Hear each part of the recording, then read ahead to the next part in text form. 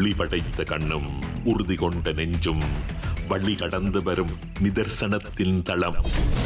அதிர்வு இது கொதிநிலைகளின் களவளம். வணக்கம், இது ஐபிசி தமிழின் இன்றைய அதிர்வு. இன்றைய நாளிடம் பேசப்பட வேண்டிய ஒரு சில முக்கியமான விடயங்கள் தொடர்பாக பேசப்போகிறோம். குறிப்பாக டாக்டர் தேவானந்தா அவர்களுடைய விடுதலை தொடர்பாக பல்வேறு பேசுபவர்கள் இருந்து கொண்டிருக்கக்கூடிய நிலையில் இந்த விவகாரம் தொடர்பாகவும் நாங்கள் பேசியாக வேண்டும். அதே போல குறிப்பாக சொல்லிக்கொள்ள வேண்டுமாக இருந்தால் இன்றைய தினம் தமிழராட்சி மாநாட்டு படுகொலைகளினுடைய 52வது ஆண்டு நினைவு தினமாக காணப்படுகிறது.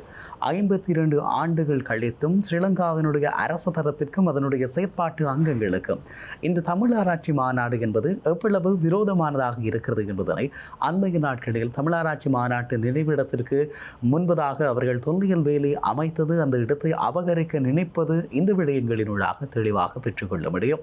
உண்மையில் சொல்லிக்கொள்ள வேண்டுமாக இருந்தால் இந்த இரண்டு விடயங்களையும் நாங்கள் எப்படி ஒப்பிட்டு நோக்கப் போகிறோம்?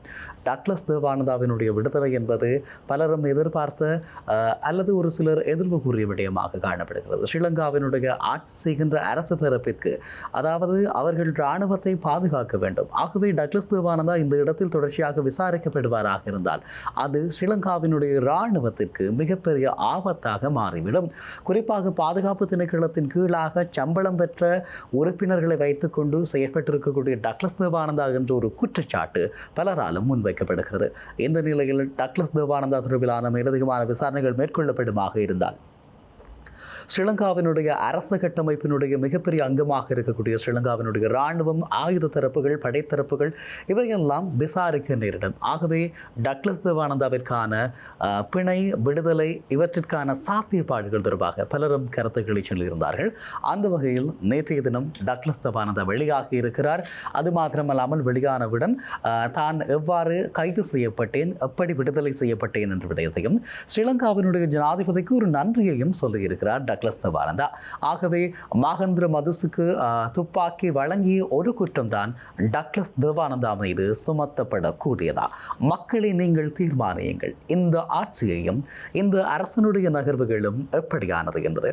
வெறும் கவர்ச்சி அரசியலுக்காக பரபரப்புகளை ஏற்படுத்துவதற்காக மேற்கொள்கின்ற கைதுகளை அப்படியே புஸ்வானம் போல விடுதலை செய்கின்றவர்களாக இவர்கள் இருக்கிறார்கள். இன்றைக்கும் இந்த நாட்டை சூறையாடியவர்கள் என்று சொல்லப்படுகின்ற ராஜபக்ச தரப்புகள் ஒரு டெய்சி பாட்டியை மாத்திரம்தான் கைது செய்து வைத்திருக்கிறார்கள். அதற்கு அவர்களுக்கு எதிராகத்தான் இவர்களுடைய விசாரணை இருக்கிறது. அப்படியாக இருந்தால் இந்த நாட்டினுடைய மிகப்பெரிய ஊழல்களை செய்திருக்கக்கூடிய மஹிந்த ராஜபக்ச, கோட்டாபாய ராஜபக்ச, பசில் ராஜபக்ச போன்றவர்களுக்கு என்ன நிலை என்ற கேள்வி இருந்து கொண்டு இருக்கிறது. இந்த நிலையிலே இந்த விவகாரங்கள் உற்று நோக்கப்படுகின்ற அதே வேளை இந்த உலக தமிழராட்சி மாநாட்டு படுகொலைகள் தொடர்பாகவும் நாங்கள் சில தகவல்களை பகிர்ந்து கொள்ள வேண்டும். 1974ஆம் ஆண்டு ஜனவரி மாதம் 10ஆம் தேதி உலக தமிழராட்சி மாநாட்டினுடைய இறுதி நாள் நிகழ்வுகள் இடம்பெற்றுக் கொண்டிருந்த போது இந்த மாநாட்டு நிகழ்வுகளை அப்போது இருந்திருக்கக்கூடிய ஸ்ரீலங்காவினுடைய காவல்துறையினுடைய யாழ்ப்பாண உதவி காவல்துறை அத்தியட்சகர் சந்திரசேகரா அதனை குழப்புவதற்கான முயற்சிகளை தன்னுடைய சிப்பாய்களை கொண்டு மேற்கொண்டிருந்தார். இதன் மூலமாக அவர் அரசுக்கு காட்டிய விசுவாசத்திற்காக பின் நாட்களில் அவர் காவல்துறை அத்தியட்சகராக ஸ்ரீமாபு பண்டார்நாயக்கா அவர்களால் பதவி உயர்வு வழங்கப்பட்டது. இந்த நிலையில் நாங்கள் பேசுகின்ற ஒரு சில விடயங்கள், ஏன் இந்த விடயத்தையும் அந்த விடயத்தையும் பேசுகிறோம் என்று சொன்னால், துரோகத்தினுடைய அடையாள சின்னங்களை யாழ்ப்பாணம் இன்னமும் சுமந்து கொண்டிருக்கிறது. உங்களுக்கு தெரியும் என்று நம்புகிறேன். தமிழராட்சி மாநாட்டு படுகொலைகள் இடம்பெற்ற காலப்பகுதி, அந்த காலப்பகுதியில் ஸ்ரீலங்காவினுடைய அரசு தரப்பு மிகப்பெரிய அளவிலே அதற்கான எதிர்ப்புகளை வெளியிட்டது. அதாவது தமிழுக்கு ஒரு விழா எடுக்கப் போகிறார்கள் என்று. ஏனென்று சொன்னால் சிங்களம் தான் தனிமொழி, சிங்கள தனிச்சட்டம், சிங்கள ஸ்ரீ எதிர்ப்பு, இப்படி பல விடயங்களை ஸ்ரீமாவினுடைய அரசு மிகப்பெரிய அளவிலே தனி சிங்களத்திற்காக செய்து கொண்டிருந்தார்கள். அந்த காலப்பகுதியில் தமிழினுடைய பெருமையை பேசுவதற்கு இலங்கைக்குள் இடம் கொடுக்கக்கூடாது என்பது அவர்களுடைய நிலைப்பாடு. ஆகவே தமிழராட்சி மாநாட்டு நிகழ்வுகளை நடத்துவதை மிகப்பெரிய அளவிலே அன்றைய அரசினுடைய தலைவராக இருந்திருக்கக்கூடிய ஸ்ரீமாபு பண்டார்நாயக்கா மிகப்பெரிய அளவிலே எதிர்த்திருந்தார். இதனை மீறி இந்த மாநாட்டை நடத்துவதற்காக யாழ்ப்பாணத்து இளைஞர்கள் மிக மும்முரமாக இருந்தார்கள். எத்தனை வரினும் இதனை நிறைவேற்றி ஆகுவோம் என்று அவர்கள் காட்டினார்கள். 1974ஆம் ஆண்டின் ஜனவரி மாதம் அந்த காலப்பகுதி மிக கோலாகலமாக இருந்தது. யாழ்ப்பாணத்தின் தமிழாராய்ச்சி மாநாட்டு நிகழ்வுகள் மிகப்பெரிய அளவில் இருந்தது. ஆரம்பத்திலேயே அறிஞர்களுக்கான விசா மறுக்கப்பட்டு பின்னர் பல முயற்சிகளின் பின்னதாக அந்த விசாக்கள் வழங்கப்பட்டது. இப்படியான நிகழ்வுகள் இடம்பெற்றுக் கொண்டிருக்கக்கூடிய நிலையில் பேராசிரியர் சு வித்யானந்தன் தலைமையிலே இலங்கையிலே யாழ்ப்பாணத்திலே தமிழ் ஆராய்ச்சி மாநாடு இடம்பெற்றது. தமிழினுடைய சிறப்புகளை அவ்வளவு அழகாக அந்த பேச்சாளர்கள் பேசுகிற போது அதிலே மெய்சிலித்து போன யாழ்ப்பாணத்து மக்கள் அங்கே கூடியிருந்து கரகோஷம் எழுப்பி ஆரவாரம் செய்து கொண்டிருந்தார்கள். குறிப்பாக சொல்லிக்கொள்ள வேண்டுமாக இருந்தால் இந்த தமிழராட்சி மாநாட்டு நிகழ்வுக்காக யாழ்ப்பாணத்தினுடைய மிக முக்கியமான மண்டபங்கள் வழங்க மறுக்கப்பட்ட நிலையில் யாழ்ப்பாணம் வீரசிங்கம் மண்டபத்திலே இந்த நிகழ்வுகள் இடம்பெற்றுக் கொண்டிருந்தது. அந்த இடத்திலே மிகப்பெரிய அளவிலே மக்கள் குழுமை இருந்தார்கள். தமிழராட்சி மாநாட்டினுடைய அறிஞர்கள் பேசிக் கொண்டிருந்தார்கள். குறிப்பாக இரவு வேளை தமிழகத்தினுடைய பேராசிரியர் நயனா முகமது பேசிக் கொண்டிருந்த போது ஸ்ரீலங்காவினுடைய காவல்துறையினுடைய அட்டகாசம் ஆரம்பிக்கிறது. ஏஎஸ்பி சந்திரசேகரா அந்த இடத்திற்கு தன்னுடைய சிப்பாய்களை அழைத்து வந்து தாக்குதல்களை மேற்கொள்கிறார். மக்களின் மீது தாக்குதல் கட்டவிழ்த்து விடப்படுகிறது. கண்ணீர் புகை குண்டு தாக்குதல்கள் மேற்கொள்ளப்படுகிறது. இதனால் ஸ்ரீலங்காவினுடைய காவல்துறையினுடைய தாக்குதல்களாலும் கண்ணீர் புகையிலும் சிக்கி சுமார் 9 பேர் உயிரிழந்து விடுகிறார்கள். 50க்கும் மேற்பட்டவர்கள் காயமடைந்ததாக சொல்லப்படுகிறது. இந்த 9 பேரினுடைய விவரமும் வெளியாகி இருக்கிறது. ஆனால் இவர்களுக்கான நீதி இன்று 52 ஆண்டுகள் கழித்தும் மிகப்பெரிய ஒரு கேள்வியூறு இருக்கிறது. தமிழராட்சி மாநாட்டுக்கு மாத்திரமல்ல, வடக்கு கிழக்கில் வீரமுனை துறக்கம் பல்வெட்டித்துறை வரை இடம்பெற்ற ஒவ்வொரு படுகொலைகளுக்குமான நீதியையும் இந்த அரசு தரவில்லை. ஆகவே இலங்கையில் நீதி என்பது தமிழர்களுடைய பக்கம் வருவதற்கு அச்சப்பட்டு நிற்கிறது. அரசு பயங்கரவாதத்தினுடைய இரும்பு கரங்களை பார்த்து என்று கூட சொல்லிக் கொள்ளலாம்.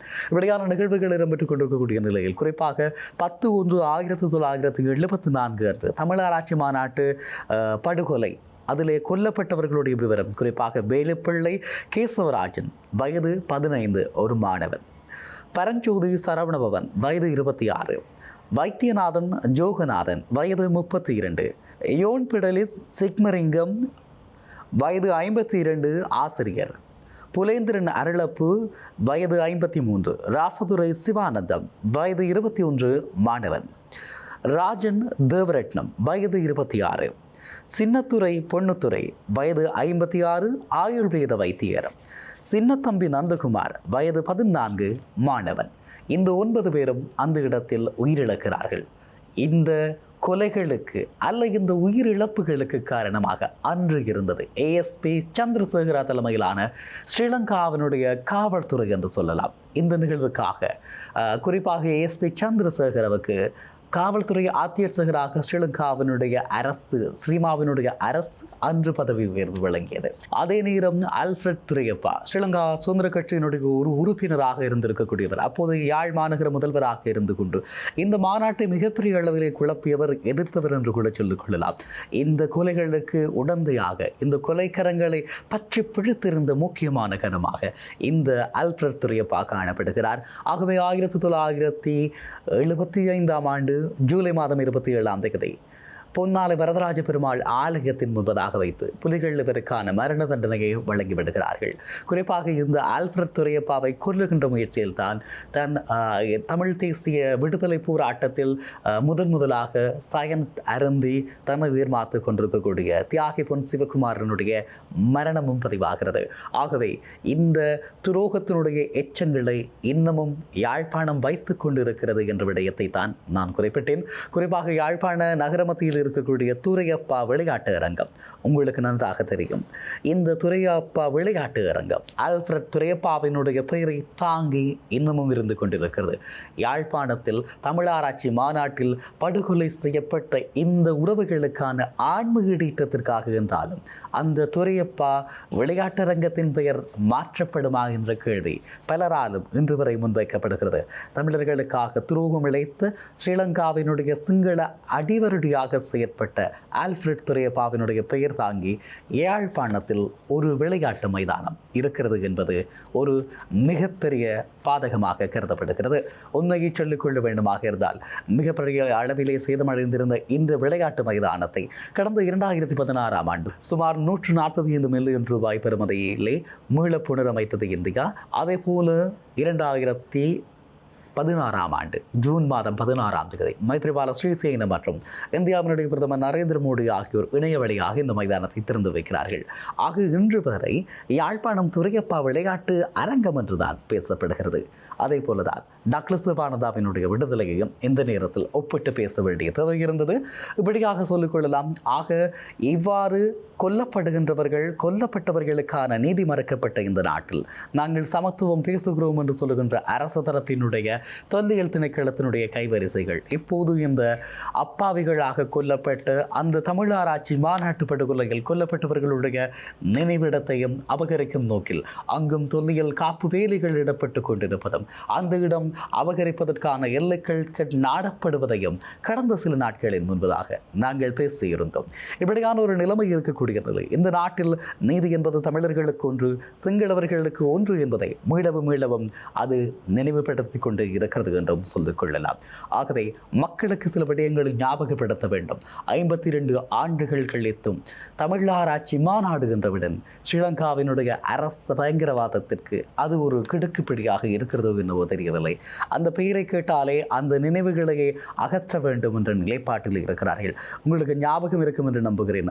சிவாஜிலிங்கம் அவர்கள் தமிழாராய்ச்சி மாநாட்டு நினைவிடத்திலே நினைவேந்துவதற்கு செல்கிற போது ஸ்ரீலங்காவினுடைய இராணுவ தரப்பினுடைய ஒரு சிப்பாய் எப்படியாக சிவாஜிலிங்கத்தை நடத்துகிறார், எப்படியாக அவர் அந்த இடத்திலே இருந்து சிவாஜிலிங்கத்தை வெளியேற்றுகிறார். இப்படியான அந்த காணொளிகள் சமூக ஊடகங்களில் மிகப்பெரிய அளவிலே பரவி கொண்டிருந்ததும் நீங்கள் கண்கூடாக கண்டிருப்பீர்கள் என்பதையும் நம்புகிறேன்.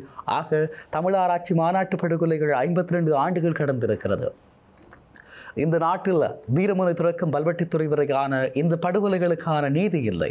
இந்த நாட்டில் மிகப்பெரிய அளவில் கொன்று குவிக்கப்பட்ட தமிழ் மக்களுக்காக நீதி இல்லை. இந்த நாட்டில் கொலை செய்யப்பட்ட தமிழ் நாடாளுமன்ற உறுப்பினர்களுக்கு நீதி இல்லை. இந்த நாட்டில் கொன்று குவிக்கப்பட்ட ஊடகவியலாளர்களுக்கு நீதி இல்லை. இந்த நாடு நீதியின் பக்கமாக எந்த பக்கத்தில் பயணிக்கிறது என்ற கேள்வி மீளவும் கேட்க வேண்டிய ஒன்றாகவே இருந்து கொள்கிறது என்பதையும் சொல்லிக் கொள்ளலாம். ஆக இன்று டக்ளஸ் தேவானந்தா விடுதலையாக இருக்கிறார், விடுதலை செய்திருக்கிறது அரசு. டக்ளஸ் தேவானந்தா மீதான வேறு எந்த விதமான குற்றச்சாட்டுகளையும் பேசுவதற்கு தமிழ் அரசியல் தரப்பிலும் யாரும் இல்லை. சிங்கள அரசியல் தரப்பினுடைய நேர்மையும் ஊழலும் இங்கும் மறைந்து போய்விட்டதா என்ற கேள்வி இருந்து கொண்டிருக்கிறது. இந்த நாட்டில் படுகொலைகளுக்கான நீதியை யார் பெற்றுத் தருவார்கள்? அல்லது பேசுகின்றவர்கள் படுகொலைதான் செய்யப்படுவார்களா? இன்னமும் இந்த நிலை தொடருமா? இது மக்களாகிய உங்களிடம் கேட்கப்படுகின்ற கேள்வி. நீங்களே உங்களை சீர்தூக்கி பார்த்து கொள்ளுங்கள். உங்களுடைய வாக்குகளினுடைய பலமே இவை அனைத்தையும் தீர்மானிக்கிறது. ஆக அன்பான உறவுகளே, மறந்துவிட முடியாத தமிழாராய்ச்சி மாநாட்டு படுகொலைகளும் அதே போல இன்னமும் யாழ்ப்பாணம் தாங்கி நிற்கக்கூடிய துரோகத்தின் சுவடுகளையும் தமிழ் மக்கள் எப்படி ஏற்றுக்கொண்டு வாழுகிறார்கள்? இந்த கேள்விகளோடு விடைபெறுகிறேன். நாளை மற்றும் ஒரு இன்றைய எதிர்வினூடாக உங்கள் அனைவரையும் சந்திக்கிறேன். வணக்கம்.